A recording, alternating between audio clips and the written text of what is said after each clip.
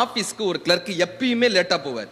ஆஃபீஸ்க்கு ஏதாவது ஒரு அம்மா பிரசவத்தில் ஏதாவது ஒரு உதவி தினம் அவருக்கு வந்து ஒரு சமூக சேவை செய்யணும். இது அவருடைய வாழ்க்கையினுடைய கொள்கையாகவே வச்சிருக்காரு. வாழ்க்கையினுடைய கொள்கையே தினம் யாருக்காவது உதவியாக இருக்கணும்.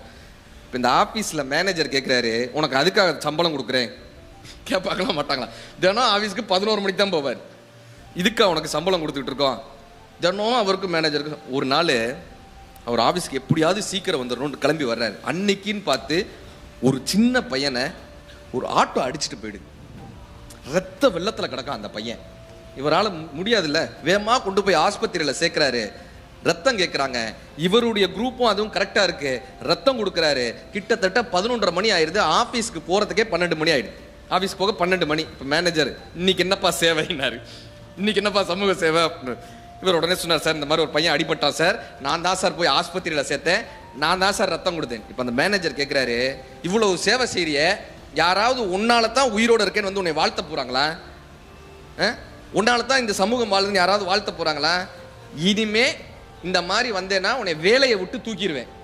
சிட்ட சுடா வேலையை விட்டு தூக்கிடுவேன். இன்னைக்கு நீங்கள் ஆஃபீஸ்க்கே வர வேணாம், லீவுன்னு எழுதி கொடுத்துட்டு போங்க. 3 லெட்டர் இப்படி லீவ் லெட்டர் வந்துருச்சுன்னா உங்களை வேலையை விட்டு தூக்கிடுவேன்ட்டார். இவருக்கு வேறு வழியே தெரியல. ரொம்ப திட்டாருன்னு அந்த லீவ் லெட்டர்லாம் எழுதி கொடுத்துட்டு போகிறாரு. இப்போ நான் வீட்டுக்கு போய் என்ன பண்ண போகிறேன், அந்த பையனையாவது போய் பார்ப்போன்னு ஆஸ்பத்திரிக்கு போகிறாரு.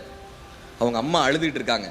இவர் வந்த உடனே ஓடி போய் அவர் கையை பிடிச்சி சொல்கிறாங்க, ஐயா நீங்கள் மட்டும் சரியான நேரத்தில் சேர்க்கலைன்னா என் பையனை காப்பாற்றிருக்கவே முடியாதுங்க ஐயா. கொஞ்சம் நேரம் அங்கே பேசிகிட்டு இருக்கும்போது அந்த அம்மா சொல்கிறாங்க, அவங்க அப்பா வந்துட்டாருங்க, அவங்க அப்பாவுக்கு இப்போ தான் செய்தி சொல்லியிருக்கோம், அவங்க அப்பா வந்துட்டாருங்க. அவங்க அப்பா பதச்சு அந்த ஐசியூக்குள்ளே ஓடி வராரு.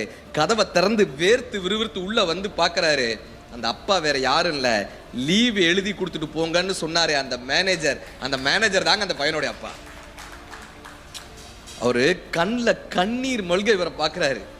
காலையில் நீ சொன்னியப்பா, ஒரு பையன் விழுந்துட்டான், நான் காப்பாத்தினேன்னு நீ சொன்னியப்பா, அது ஏன் பையன் பான்றாரு.